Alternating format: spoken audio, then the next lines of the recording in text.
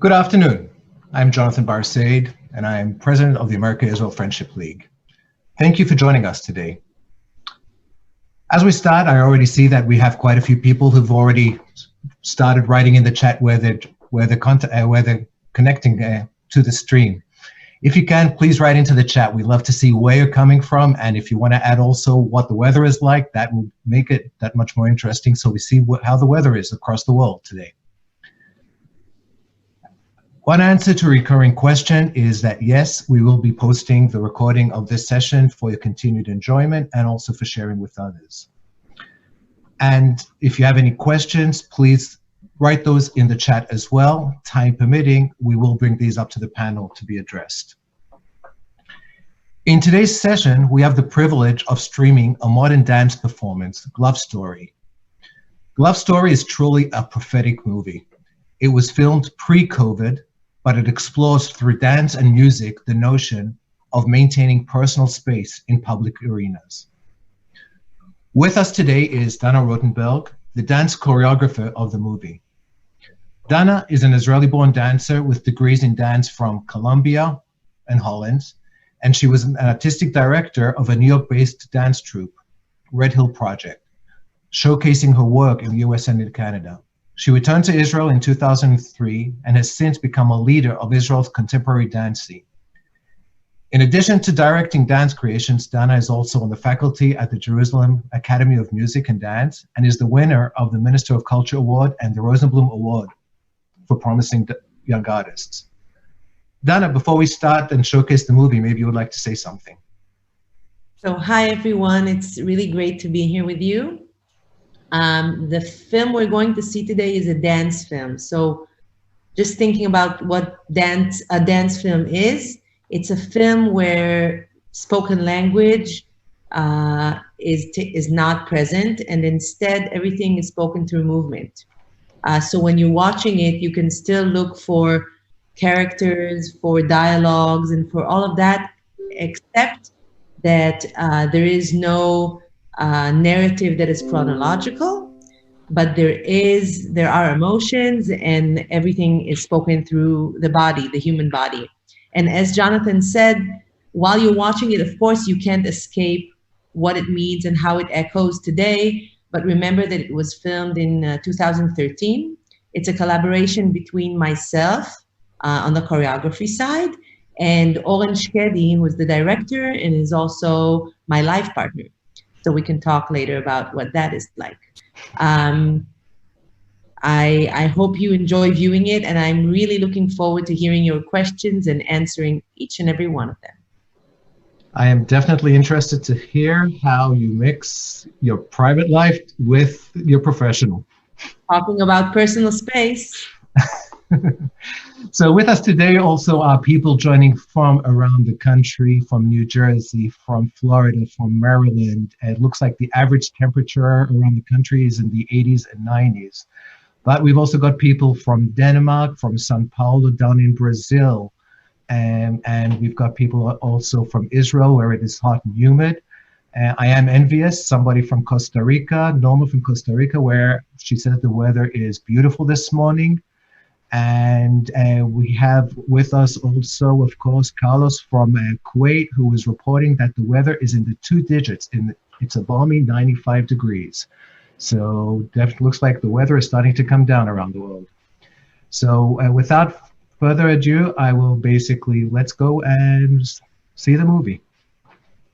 I hope you enjoy.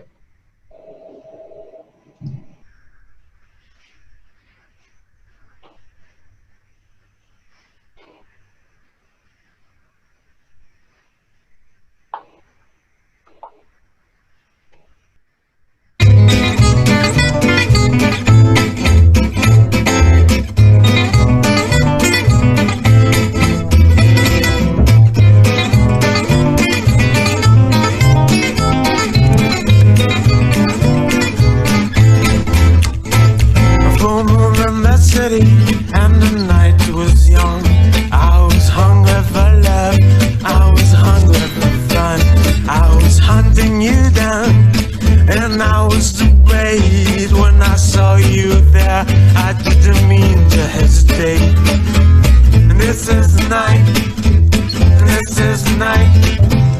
This is the time. We've got to get it right. Touch me, touch me. I wanna feel your body. Your heartbeat next to mine. Touch me now.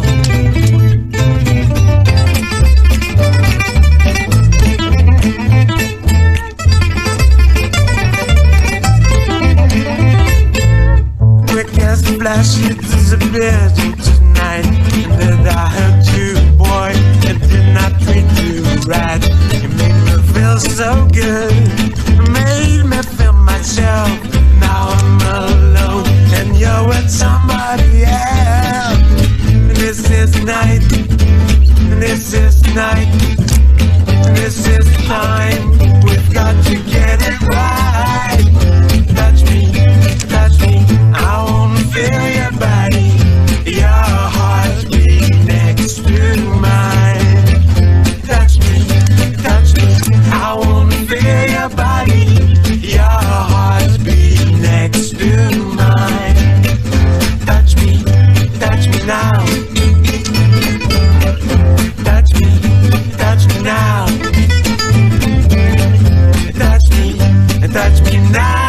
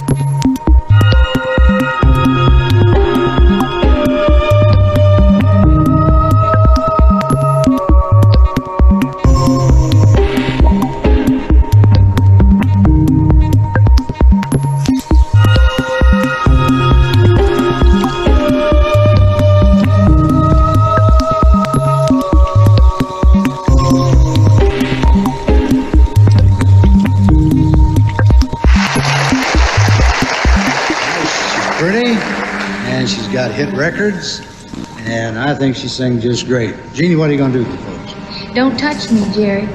Oh, Jeannie, you don't think that I... No, I just mean that's the title of the song, Jerry. Oh, that's what I thought. Your hand is like a torch each time you touch me. The look in your eye pulls me apart. Don't open the door to heaven if I can't come in. Don't touch me if you don't love me, sweetheart. Your kiss is like a drink when I'm thirsty. Oh, and I'm thirsty for you with all my heart. But don't love me, then act as though we've never kissed. Don't touch me if you don't love me, sweetheart.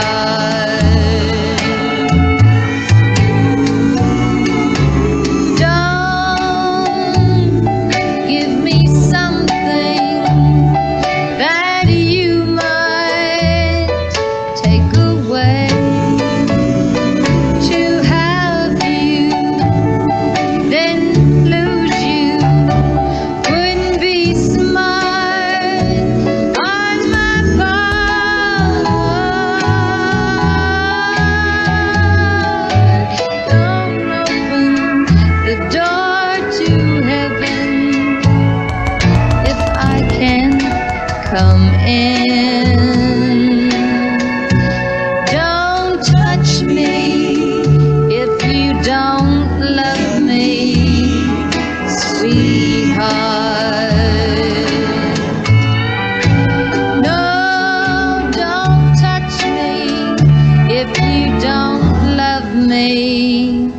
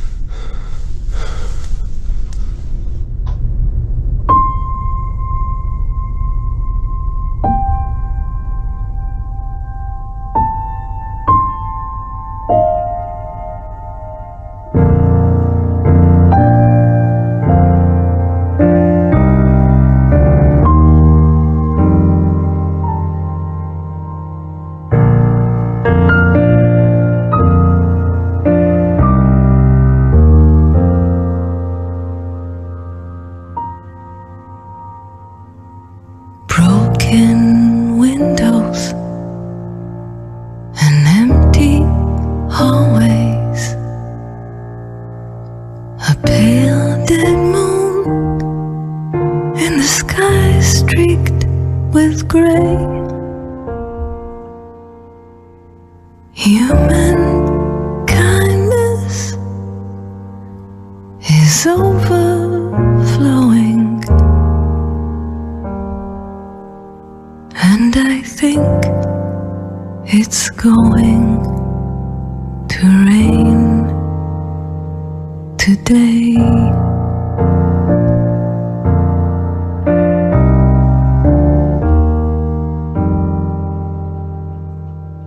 Scarecrows dressed in the latest styles, with frozen smiles to chase love away. Human kindness is overflowing, and I think it's going to rain today.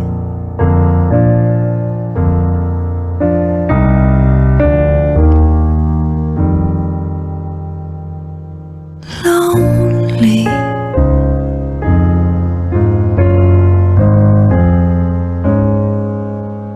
lonely,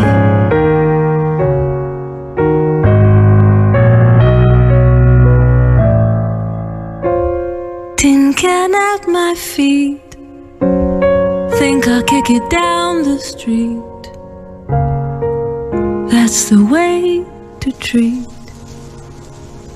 a friend.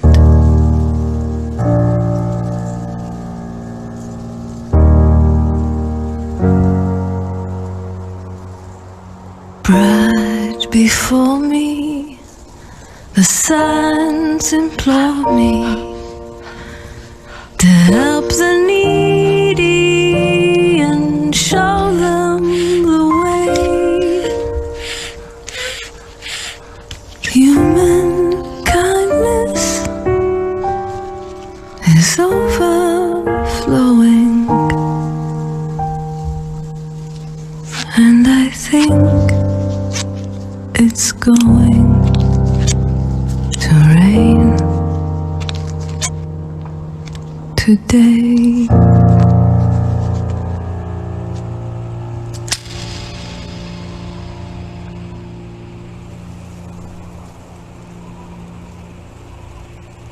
Michael Grinbaum of the New York Times is back this morning to answer your etiquette questions. Good morning again. Good morning. These experiments are so fun to watch. I know. Let's start with elevators. And I thought Taryn played the role beautifully of the clueless, annoying person who, when there is plenty of room around you, still insists on standing close. I can't get into the mindset of somebody who thinks this is okay to do, so I don't know the best way to talk to them. So please help us. There's a viewer who tweeted this question. When someone is standing too close to you in the elevator, what is the most polite yet least awkward way to tell them to back off? Well, I think the first step, no pun intended, is to take a medium-sized but conspicuous step away from this person. Medium-sized? You want to let them know that you need space around you, you need that sphere, and this is a situation where body language can be really critical. I think if you turn away, pivot yourself away from them, maybe look down the floor, look at the buttons, hopefully they get the message that you don't want them too close. Sometimes they don't. You stare at them, you glare at them, and they're still... But you can try it. Hopefully there are other people there to glare at them too, and then the peer pressure gets in the way. All right, let's talk about another good one. Armrest etiquette. This is a great question from Facebook. Samantha asks, how do you decide who gets the armrest when you're on a plane, in a movie theater, etc.? Another viewer waited on this one. Stephanie, she wrote, oh, that bugs me a lot. Who gets the armrest? Do you sit there with your hands in your lap? That's just a panic attack waiting to happen. What's your advice? Well, there are a few different schools of thought on this one. Experts say that the person sitting in the middle seat gets first priority. It's something of a consolation for not having the window or not having the extra room of the aisle. The problem is a lot of people don't follow those rules. So one thing I'd suggest is just to say something friendly like, mind if we share? Okay. And if you want to use just your elbow, maybe both of you can divide the space on the armrest. You know what my rule is? I think everyone, since there are two armrests, everyone should get one. Right. Right? That's an equitable way to look at it. I think so. And if they're really hogging it, when they get up to get their luggage, maybe you can take your rightful space or when back. they go to the bathroom, right. you take it back. Exactly. I like that. All right, a personal question, because this happened to me the other day on the subway. You get in, it's super crowded, you're like sardines, you have no choice but to be like this. But then people start to get off, and the person who's like this next to you still doesn't move, even though other seats have opened up. How do you tell that person, I mean, or you can get up and move, but how do you say to somebody move because you're with your whole family and they can sit across from you? I think especially if you've got kids there, you kind of have a built-in excuse. You can say, hey, look, you know, I want to sit with my children. But one thing you might say is, hey, mind if I stretch out? It kind of puts the onus on yourself and maybe takes the sting out of it a little bit. In some cases, you might have to just sit there because it can be a pretty awkward situation. All right. So let's get to more questions from Facebook. Anna wants to know, when you're on a crowded train or bus and someone's reading over your shoulder, oh, Anna, I'm with you, sister. How do you politely tell them to stop? Well, if it's an article that I've written, I don't mind the extra audience. But, you know, in other cases,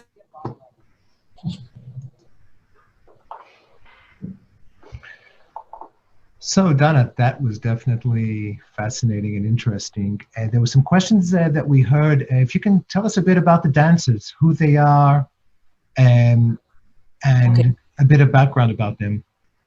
So the 4 dancers, there are actually 4 dancers and 2 actors who dance or move. So the dancers are Uri Shafir, Inbar Nemirovsky, Ayala Frenkel, and Adi Butrus. They all are coming from various backgrounds. They've done a lot since 2013. Most of them are now creators on their own. Yeah, and they're all people that I've worked with twice or more. So I'm a project-to-project based group or company, which means that for each project, I find the dancers that I want to collaborate with on that specific project that specific production requires. But many of them I work with again and again, just because I really enjoy their presence and they have a lot to contribute. The 2 actors that you see in the beginning are Ohad Knoller and Ricky Blich. Both of them are leading actors. They're also friends, and we asked them to come in just to do the first awkward search scene, which we have in every entrance to every place. We have people looking into your bag, your wallet. In airports, we know how there's the padding system. So we took that one step further. So really, what about the music? I mean, you have here lots of different genres, you know, from classical to country western to modern contemporary. Tell us a bit about the music, the choice of the music, really. So this piece was a stage piece before it was a film, and some of it went on to go into the film, and some of it stayed on the stage, and there's additions that were made for this film. When I was looking for music for the stage work, some of it has also gone through to this. I was looking for covers because I was treating the glove as this leitmotif of something that once you put on yourself, you can go into someone else's space. Let's think of a dentist, for instance. The moment he puts the gloves or she puts the gloves on her hand, she can go into your mouth. So around that theme, I was looking for covers. So a lot of them are either covers of other songs. For instance, Franz Liszt, one of his main things that he did was piano covers for other artists, for instance, for Paganini pieces. So that's the Franz Liszt, plus I'm Hungarian by descent, so I chose the Hungarian Rhapsody. The piece Don't Touch Me just came from looking for songs that were about touch, or that were from a female asking not to be touched. And the dialogue that comes before is actually from a talk show, from an American talk show, where this is the way he introduces the scene. Where he says, what's the name of the song? She says, Don't Touch Me, Jerry. And he says, oh, you don't mean that? She says, no, that's just the title of the song, Jerry. So I kept that in. And others were other music. We used other soundtracks for the original piece, but for this piece, we added them to color the scene in a certain mood. But yes, it's very versatile, and it's a collage. It's like a collage that grows on you and adds more and more angles to this theme of personal space and the lack of it, actually, that we feel here. Definitely. Well, and across the board, I think, like it's a collage, you also feel that kind of lack of space. So many different places where you go, starting from the elevator to the plane. I mean, so definitely. Yeah, I mean, but I can speak to the difference that I experienced between the US and Israel. This piece was actually, the original piece was made after I came back from teaching at the University of Florida. I was there for 6 months. And when I came back in the Israeli airport in Tel Aviv, the person behind me had their cart just up to my heel. It was touching my heel. So for the person behind me, he felt that I ended exactly where my body ended. And from that point on, he can continue. And I in the US, my sphere of personal space felt a little larger, even in the way people asked for my permission to do things, or to even ask a question, or told me what they were going to do before they were going to do it. Even talking to a person on the phone would be like, so now what I'm going to do is, and that creates a space. Sure. And Israel, for better or worse, sometimes it's for better and sometimes it's unbearable. They just like go in. Sort of in your face. I think there are actually lots of examples of that also, like in discussions and negotiations, and you sort of see people from different cultures, and you literally see how the people that have more in your face, basically, they're coming close, and the person from the culture with the more space basically taking a step backwards. And it gets to sort of like this dance, basically, of, how people are sort of, they're moving forward, backwards, and if you're not aware to it, it can create sometimes some very uncomfortable conversations. Definitely. Yes. So, but really, what about the change of scenes, if you can tell? I mean, so first of all, where is it taken? I mean, if you can talk a bit about the scenes, where they are, and talk a bit about also change. Surprisingly, we shot this film in only 2 days, which is unthinkable. Yes, just for the lack of budget. Like there's, it's very important to know that dance films in Israel, they hardly exist. I mean, you'll find small dance videos, but bigger, larger, like 38-minute dance films, they don't exist, mainly because the dance world claims that it's not live, therefore not dance. This is pre-corona time. Maybe they'll change their minds. And the film, people think that it's not film because it doesn't have a dialogue. So we're kind of in between. So the budget for it cannot come from the dance world, it cannot come from the film world. It needs to come, it came from the visual art world, for instance. So we shot it in 2 days, and we shot at the Hulon Museum of Design. This is the space that one of the participants asked about in the beginning, this the circular space. Yeah. Mm-hmm. And also the stairs, that's all in Hulon. We shot in a deserted ballroom in Ramle. Mm-hmm. We shot in a hotel room, the shower scene, which is a very interesting story if you'll have time later. And we shot at the beach. I hope I'm not forgetting anything, but yeah, that's mainly where we shot. I was waiting for the beach. I mean, the waves there. So both the scene and the shower scene had to happen once. We had to do it in one take because we only had one set of costumes. So that means once they get wet, there's no way back. We can't shoot it again as if they're dry. So for the shower scene, we did a lot of preparation, understanding that the shower needs not to be hot, for instance, because the steam would cover up the lens and would cover up the shower window. So it was freezing cold water.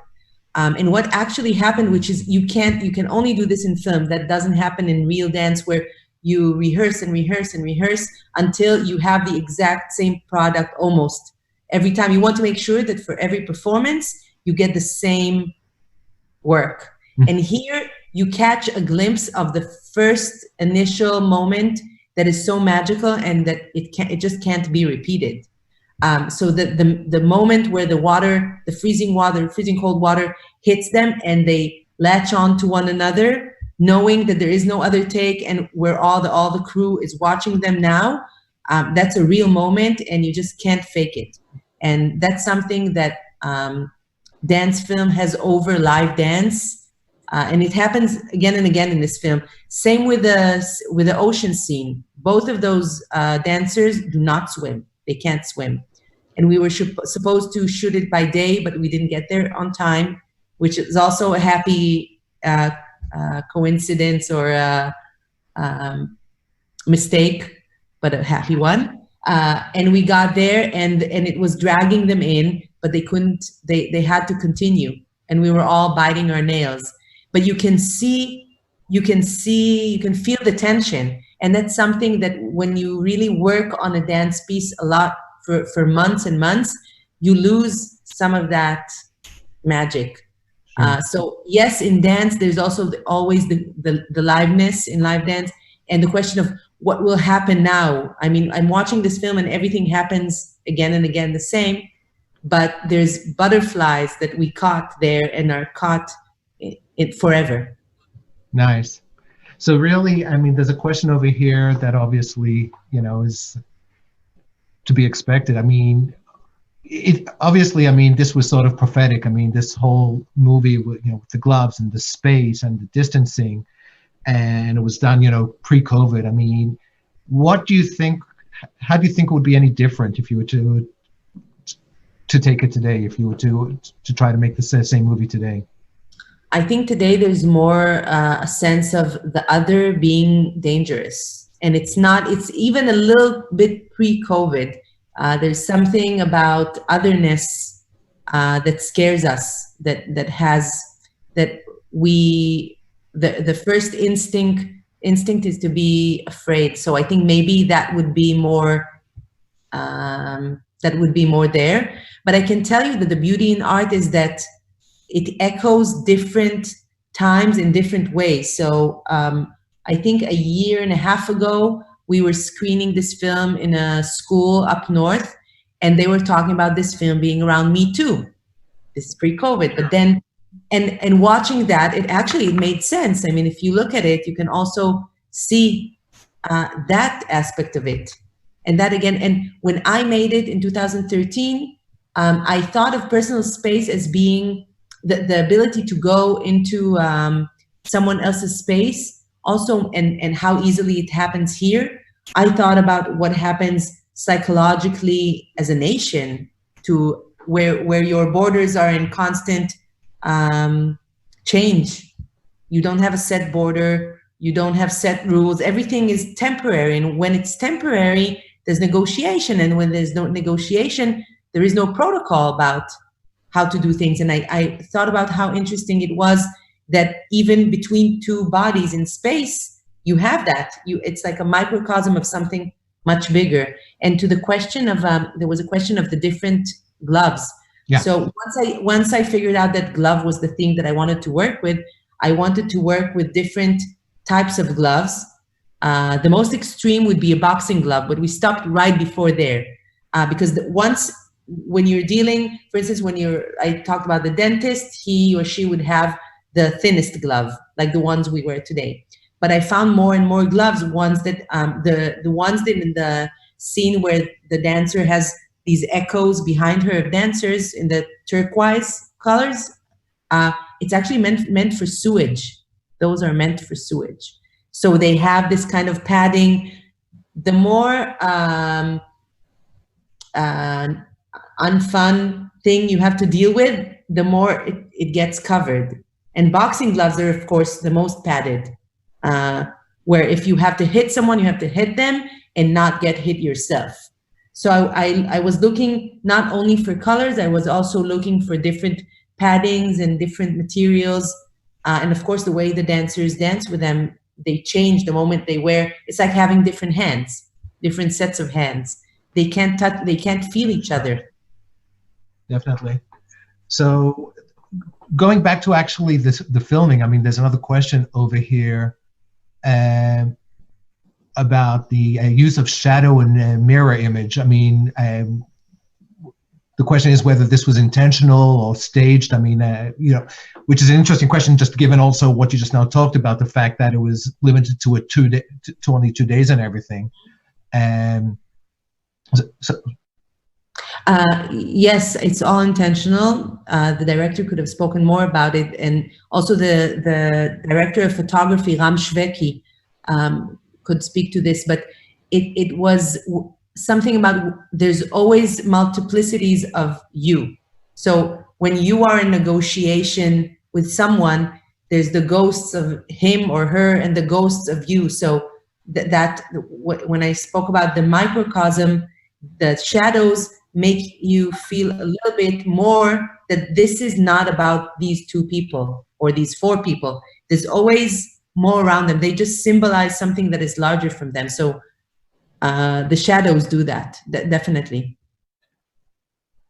So as we sort of go towards wrapping up, I mean, as we get to the top of the hour, I guess the question is really, I mean, you've lived in both the United States and in Israel. You've worked in both the United States and Israel. And you talked a bit about the personal space between the 2 countries, but what's your sense base? I mean, how would you also compare the dance scene in both countries?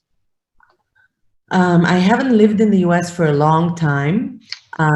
Maybe instead of comparing, I'll say that the Israeli dance scene was born out of the American dance scene. There's 2 strands to the Israeli dance scene. One came from Germany and from dance theater, and the other came from the US. So I'm sure some of the viewers know this, but Batsheva Dance Company, which is our largest dance company, was actually formed by Martha Graham, the Baroness Batsheva de Rothschild, who also came from the French strand of the Rothschild family. She then moved to the US, where she supported Martha Graham. And when she came to Israel and decided to form a dance company, the most logical thing to do was to speak to her friend Martha, aka Martha Graham, and ask her if she would help her form a company. So the first few years, they only performed, they went abroad to study with Graham's dancers, and they brought Graham's dancing material and technique here. And a lot of it was inspired by that. So I think we are descendants or half descendants of the American dance history, which is really interesting to think about. Definitely a long road from the horror. But I guess, and then one last question is, I know that you've also been involved in another few projects that are sort of unique from the aspect that they seem to be a much more interactive between the dancers and the audience, or the Naba 2.0 and the 40 and the Project 48. I mean, can you talk a bit about those? Yes, so I'm interested in how dance can be both critical. So this film is critical of the world, and also inventive in the way that it invites the audience to be part of it. If we think about the usual black box or regular theater where dancers are performing a pre-staged performance while the audience sits static and watches it in the dark, maybe, I wanted to shift all of that. So one of the pieces I have is an interactive piece, which is called Naba. It happens in museums. It has been performing since 2015, I think. When you go into the performance, you get a headset and an audio guide, and the performance allows you to choose your own soundtrack for the piece. So before, the dancers are dressed as museum guards, but instead of asking you to keep the space quiet and calm, they're asking you to have an adventure in the museum. And before each chapter, you have choices. For instance, to hear about Dana, press 1. To hear about Jonathan, press 2. And now a duet will happen, but maybe 2 audience members will be sitting side by side, or standing side by side, and will be hearing a different soundtrack that will change the way she is viewing the artwork, she is viewing the choreography, and she's viewing the architecture of the space. So the idea is to have the audience very engaged, and we do that also with children and students, and it's really a fun adventure. So that's Naba. And people who are in Israel, I hope that once Corona is done, we'll be back to a museum, so you can look it up. In Hebrew, it's called Naba Ozen. And Project 48 is something I started 8 years ago.